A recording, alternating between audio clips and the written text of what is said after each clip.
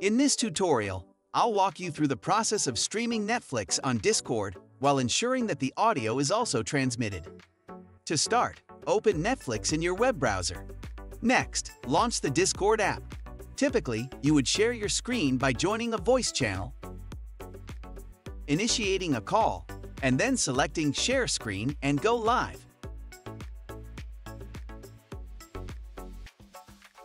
From this way, you can stream on Discord.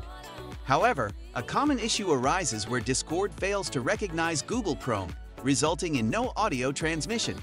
To resolve this, first end the call. Then, navigate to Discord settings by clicking on the gear icon. Scroll down to Activity Settings and select Register Games. Click on the Add It button, type Google Chrome, and add it as a game. Ensure that the overlay option is enabled. Return to Discord and initiate a new call. When prompted to share your screen, select the Chrome tab where Netflix is open. Adjust your streaming settings as needed.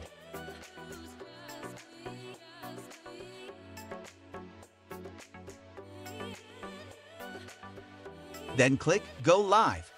This will share both your screen and audio from Netflix. I hope this tutorial was helpful.